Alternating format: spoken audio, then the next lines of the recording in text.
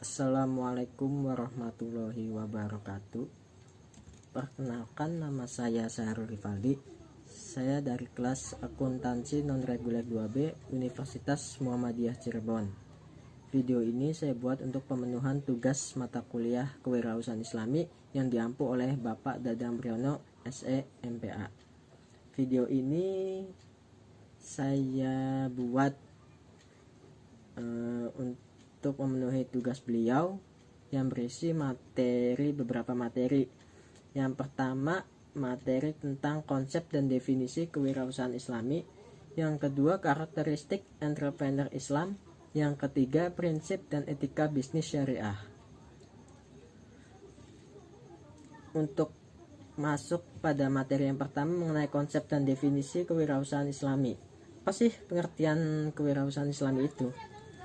Pengertian kewirausahaan Islami adalah, secara umum pengertian kewirausahaan adalah suatu proses dalam melakukan atau menciptakan sesuatu yang baru dengan cara kreatif dan penuh inovasi yang memberikan manfaat bagi orang lain dan bernilai tambah. Sedangkan pengertian Islami adalah bersifat keislaman. Jadi pengertian kewirausahaan Islami adalah suatu kegiatan atau proses dalam melakukan atau menciptakan sesuatu yang baru dengan menerapkan kreativitas dan inovasi agar dapat menambah nilai jual suatu barang atau jasa dan dapat bermanfaat bagi masyarakat sesuai dengan pedoman dan prinsip-prinsip Islam, yaitu pada Al-Quran dan Al-Hadis. Ada beberapa karakteristik yang harus dimiliki oleh seorang entrepreneur Islami. Ada 9 karakteristik. Yang pertama itu takwa sebagai kerangka kerja. Seorang pengusaha muslim memiliki keimanan dalam berbuat dan selalu berikhtiar dalam melakukan sesuatu, menjalankan perintahnya dan menjauhi larangannya. Dalam artian di sini adalah prinsip bagaimana seorang wirausaha berperilaku. Budaya Islam seorang entrepreneur mengenal istilah fatalisme, hasil tidak di bawah kendali kita. Yang kedua, halal adalah prioritas utama, yang artinya seorang wirausaha Islami memprioritaskan segala sesuatu yang halal agar dapat diterima oleh agama dan menjauhi yang haram, seperti yang terkandung dalam surat Al-Maidah ayat 88. Dalam surat Al-Maidah ayat 88 mengandung arti, dan makanlah makanan yang halal lagi baik dari apa yang Allah telah rezekikan kepadamu, dan bertakwalah kepada Allah yang kamu berikan kepadanya. Untuk karakter yang ketiga, itu tidak berlebihan dan menyia-nyiakan atau mubazir. Dalam Islam kita tidak diperbolehkan berperilaku boros. Dalam konteks ini seorang wirausaha pun sebaiknya berperilaku hidup sederhana dan hemat. Perbuatan boros adalah gaya hidup materialis dan hedonis, gemar berlebih-lebihan dalam menggunakan harta, uang, dan sumber daya yang ada demi kesenangan saja. Dengan terbiasa berbuat boros, seorang bisa menjadi buta terhadap orang-orang membutuhkan di sekitarnya. Sulit membedakan antara yang halal dan yang haram, mana yang boleh dan mana yang tidak boleh dilakukan, dan sebagainya. Beberapa contoh sifat boros misalnya, gemar membeli produk yang mahal karena gengsi, boros menggunakan air bersih dan air minum, dan senang membeli barang yang tidak perlu atau tidak ada gunanya. Selanjutnya, keempat, menyembah kepada Allah adalah prioritas utama. Spiritual seorang pengusaha Islam harus dapat menjaga keseimbangan antara usaha untuk dunia dan akhirat.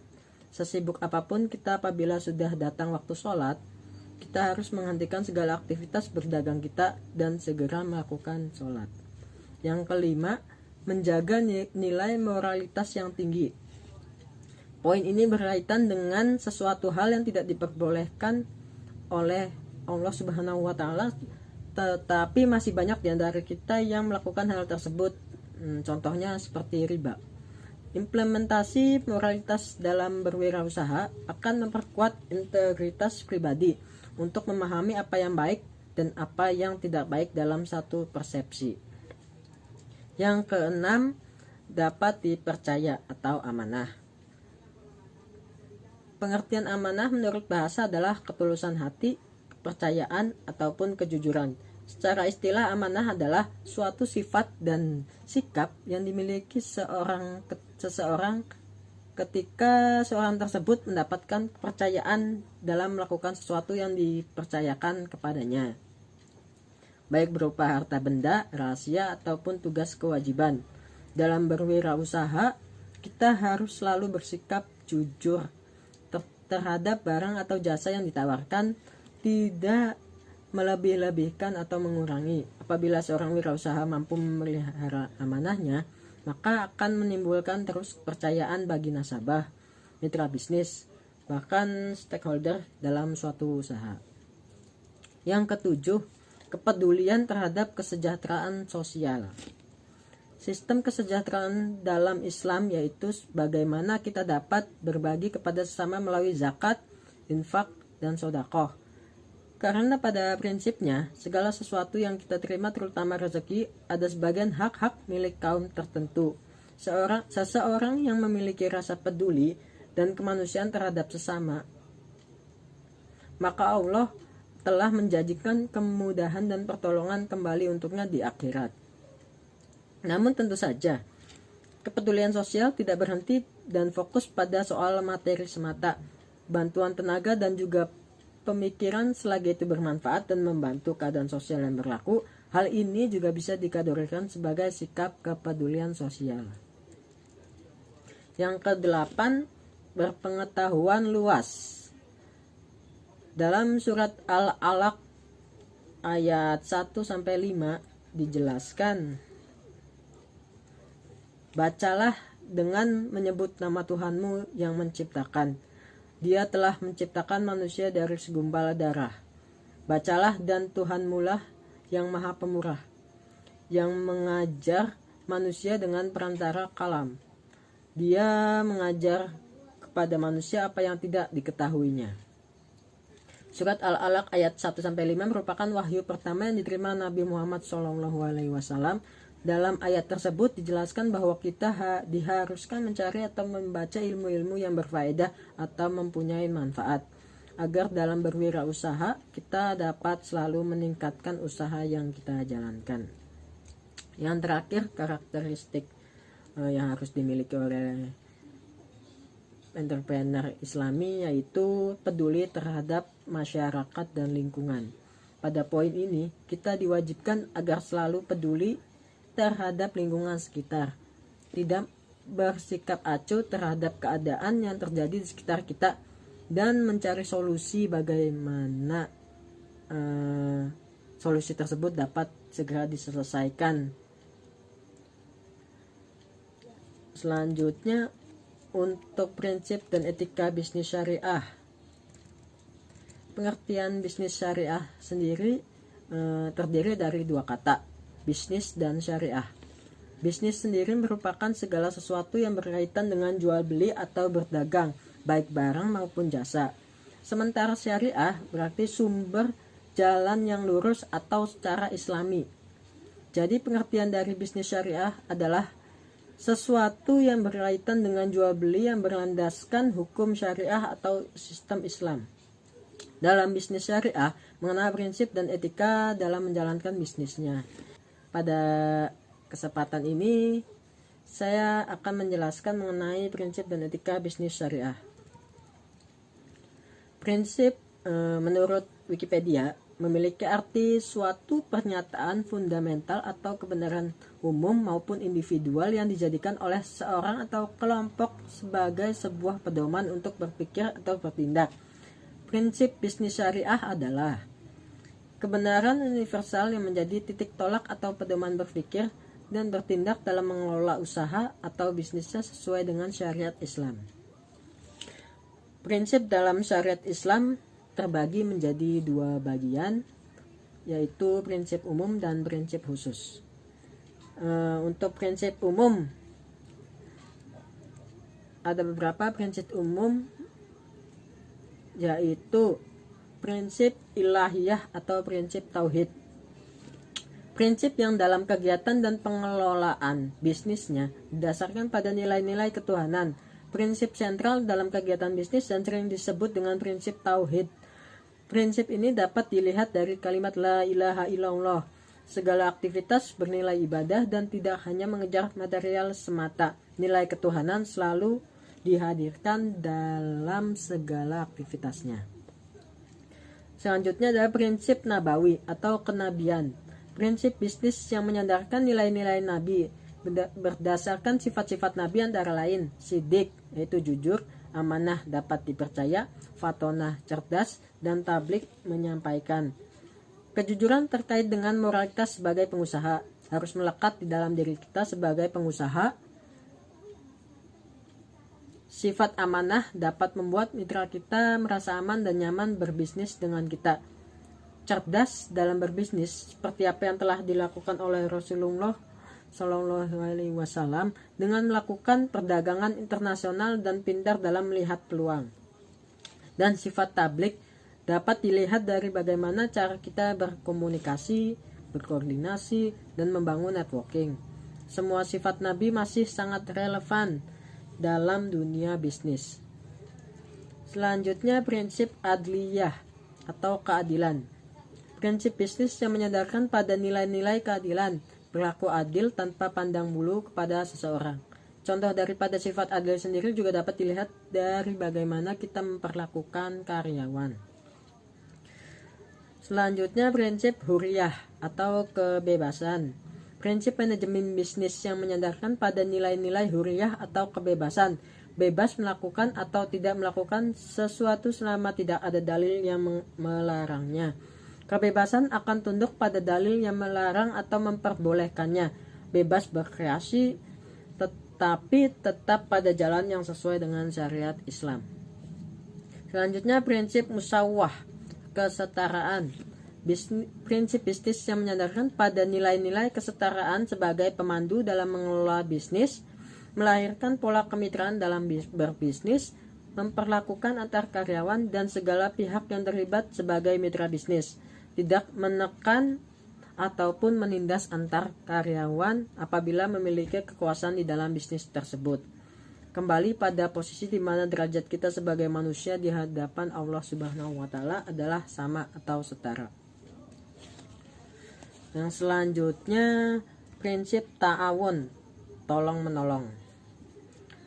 Pada prinsip bisnis yang menyandarkan pada nilai-nilai kerjasama atau tolong menolong sebagai pemandunya. Perintah ini juga terdapat dalam surat Al-Maidah ayat 2. Di situ dijelaskan bahwa dan tolong menolonglah kamu dalam mengerjakan kebajikan dan takwa, dan jangan tolong menolong dalam berbuat dosa dan pelanggaran. Itu prinsip umum yang harus dimiliki oleh orang bisnis syariah, menjalankan bisnis syariah. Selanjutnya prinsip khusus. Yang pertama, prinsip tabadulul manafi. Prinsip ini menjelaskan mengenai asas pertukaran manfaat kepada para pihak dan keuntungan kedua pihak dalam rangka kesejahteraan bersama. Maka tidak ada yang merasa dirugikan. Segala sesuatunya bersifat sementara, bukan sebagai pemilik tetapi hanya sebagai hak memakai. Segala kepemilikan hanya milik Allah Subhanahu wa taala, agar segala sesuatunya tidak menimbulkan kemudaratan. Yang kedua, prinsip pemerataan atau distributif. Prinsip ini menjelaskan mengenai keadilan dalam melakukan bisnis. Peta bisnis tidak hanya dikuasai oleh kaum tertentu sehingga tidak menimbulkan monopoli. Dalam negara kita pun sudah diatur dalam undang-undang anti praktek monopoli. Setiap orang memiliki kesempatan yang sama, harus saling memperhatikan dan saling membesarkan satu sama lain. Selanjutnya prinsip antara din atau saling ridho. Segala bentuk bisnis antar individu maupun kelompok berdasarkan pada kerelaan masing-masing. Yang menjual rela memberikan barang dagangannya, dan yang membeli harus rela mengeluarkan harta yang dimilikinya. Prinsip ini merupakan lanjutan dari prinsip pemerataan. Selanjutnya prinsip adamul magadir. Adamul Magadir sendiri memiliki berapa kata. Nah, antaranya masyir, goror, iktikar atau iktinas, dolim, dan riba. Dalam prinsip ini, pebisnis diharuskan menjauhi segala unsur-unsur yang bersifat magadir. Magadir berasal dari kata masyir atau judi, horor atau ketidakjelasan, iktikar atau iktinas menimbun barang atau uang, dolim menimbulkan kenistapaan, riba mengambil keuntungan sebesar-besarnya. Jadi dalam prinsip ini kita tidak boleh melakukan apa yang menjadi unsur-unsur dalam sifat magadir. Selanjutnya prinsip al-bir wa al-taqwa. Prinsip yang memegang teguh pada nilai-nilai kebenaran dan ketakwaan kepada Allah Subhanahu wa taala. Segala sesuatu harus dimulai dengan yang benar. Terlebih dalam memulai bisnis, kita harus memulainya dengan sesuatu yang benar. Selanjutnya prinsip kitabiah atau pendokumentasian. Prinsip ini menjelaskan mengenai pencatatan dan pendokumentasian. Segala transaksi harus dicatat agar dapat menjadi bukti hukum yang kuat apabila terjadi permasalahan di kemudian hari. Atau istilahnya kita harus membuat sebuah nota dalam sebuah transaksi. Selanjutnya etika bisnis syariah. Apa sih etika bisnis syariah? Etika sendiri memiliki arti ilmu pengetahuan tentang asas-asas moral. Etika erat kaitannya dengan penilaian, karena pada hakikatnya etika membicarakan sifat manusia, sehingga seseorang bisa dikatakan baik, bijak, jahat, susila, atau sebagainya. Etika bisnis syariah adalah sekumpulan asas dalam berbisnis sesuai dengan syariat Islam. Dalam etika bisnis syariah, seorang entrepreneur harus memiliki sifat berikut ini.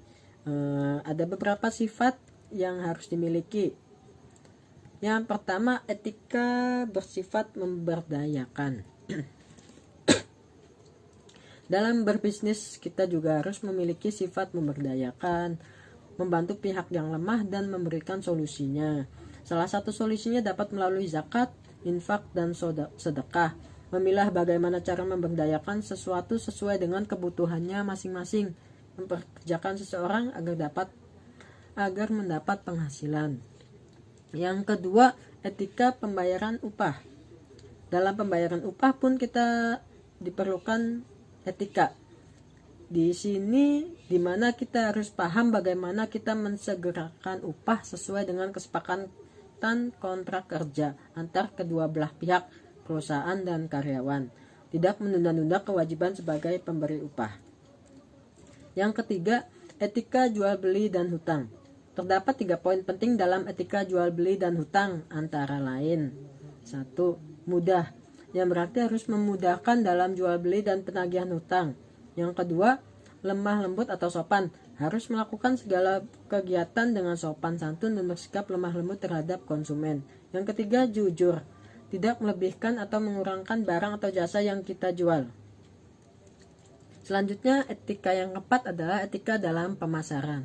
Etika di mana kita harus jujur dalam melakukan pemasaran dan promosi, tidak melebih-lebihkan barang atau jasa yang kita jual, dan memenuhi segala hak yang harus diperoleh konsumen sesuai dengan apa yang ditawarkan.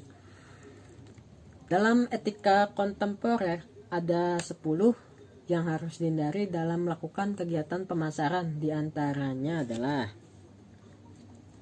khianah. Khianah adalah penjelasan yang tidak sesuai dengan keadaan sebenarnya. Selanjutnya, takhir adalah membujuk pihak lain dengan perbuatan bohong agar mendapatkan simpatik dari orang lain. Yang ketiga, tadlis. Tadlis adalah membohongi dan menyembunyikan kecacatan kepada pembeli. Yang keempat, tadlis fi al-ba'i al-mu'arabah adalah kebohongan pihak penjual terkait harga perolehan barang.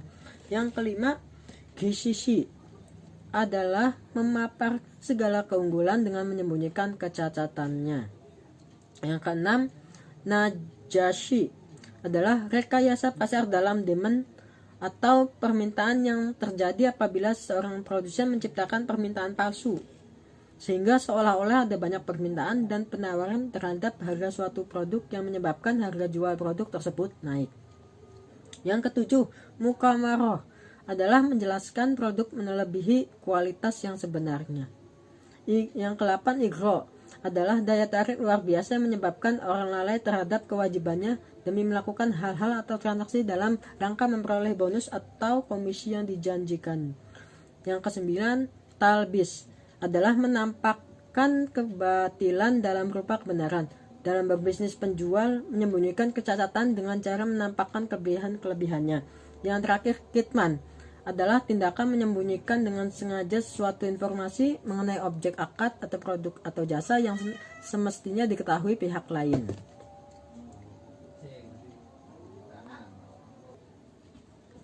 Ya, itulah beberapa prinsip dan etika bisnis syariah.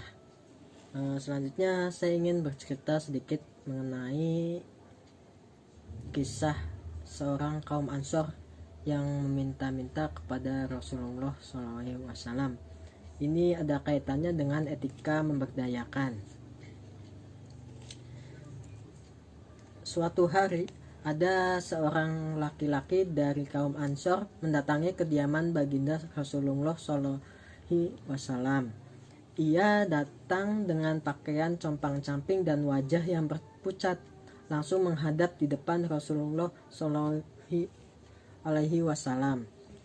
untuk mengemis. Seusai mengucap salam, pengemis itu meminta sesuatu pada baginda Rasulullah SAW. Ya, ada sehelai kain. Kami pakai sebagiannya dan kami bentangkan sebagiannya untuk duduk dan lain sebagainya. Saya juga punya satu bejana untuk minum air, jawab Rasulullah. Beliau kemudian menyuruh para sahabat yang hadir saat itu untuk membawakan kain dan bejana kepunyaan beliau. Bawalah keduanya padaku. Dengan bergegas, salah satu sahabat yang ada di majelis beranjak dari tempat duduknya dan mengambil barang yang dimaksud. Lalu sahabat itu membawanya ke hadapan beliau. Rasulullah lalu mengambil keduanya dengan kedua tangannya dan memperlihatkannya di hadapan para sahabat. Beliau bercerita, "Aku beli kain ini dan bejana ini 1 dirham." Rasulullah menawarkan barang kepunyaan beliau kepada para sahabat. "Aku akan menjualnya. Adakah saudara-saudara yang akan membelinya? Adakah yang sanggup menambah 1 dirham?" Beliau berulang-ulang menawarkan kepada para sahabat. Akhirnya seorang sahabat mengambilnya. "Aku ambil dengan 2 dirham. Seperti tawaranmu, ya Rasulullah," jawabnya. Rasulullah kemudian memberikan kedua barang itu kepada sahabat yang sepakat membeli kedua barang itu. Beliau kemudian mendekati sang pengemis dari kaum Ansor itu dan langsung beliau serahkan uang 2 dirham itu seraya memberikan nasihat untuk sang pengemis. "Belilah dengan 1 dirham makanan dan serahkan kepada keluargamu. Dan belilah dengan 1 dirham lagi sebuah kapak di pasar terdekat dan kemudian bawalah kapak yang kamu beli itu kepadaku." Setelah menerima uang 2 dirham, sang pengemis pamit pulang. Ia mampir ke pasar melaksanakan perintah Rasulullah, yakni membeli makanan dan membeli sebuah kapak besi. Selepas mengantar makanan untuk keluarganya di rumah yang tengah kelaparan, ia membungkus kapak itu dengan sebuah kantong kulit dan ia langsung kembali menuju ke kediaman Rasulullah. Saat itu Rasulullah masih dalam satu majelis, dikelilingi para sahabat. "Hai Fulan, sudahkah engkau laksanakan perintahku?" tanya Rasulullah pada sang pengemis yang tampak malu-malu berdiri di depan pintu rumah. "Sudah Tuan," jawab sang pengemis itu. "Kemarilah, bawa kemari kapak yang telah engkau beli itu," perintah beliau. Lalu sang pengemis mendekati baginda Rasulullah dan duduk di depan beliau. Pengemis itu kemudian mengeluarkan kapak itu dari kantong kulit dan diserahkan pada Rasulullah. Rasulullah hari itu tampak bergembira melihat perangai dari sang pengemis yang telah taat menerima perintah beliau. Baginda Rasulullah Shallallahu Alaihi Wasallam lalu mengambil kapak besi dan ia beranjak ke pojok ruangan. Beliau kemudian berjongkok dan mengambil sepotong kayu yang tergeletak di pojok majelis itu. Tangan beliau yang terbiasa mengerjakan pekerjaan rumah tangan sehari-hari dengan sangat cekatan segera memasang tangkai kayu pada lobak kapak besi. Tak berapa lama kemudian kapak besi itu telah siap digunakan. Selesai memasang tangkai kapak besi itu, Rasulullah kemudian kembali ke tempat semula. Di majelis yang sedari tadi para sahabat biasa menyimak penjelasan dan mengambil hikmah ilmu dari beliau. Pergilah ke gurun dan tebanglah kayu. Jual kayu bakar yang kau peroleh ke pasar dan kemarilah 15 hari lagi. Sabda Rasulullah Shallallahu Alaihi Wasallam kepada pengemis itu. Sang pengemis itu lalu pamit pada Rasulullah. Dia kemudian pulang ke rumah dan mengambil perbekalan makanan dan minuman secukupnya untuk dibawa ke gurun. Dengan penuh semangat, sang pengemis itu lalu berangkat ke gurun yang tak jauh dari tempat tinggalnya. Satu persatu ranting pohon yang telah kering dipotong dengan kapak. Setelah terkumpul banyak kayu bakar, ia kemudian membawanya pulang ke rumah.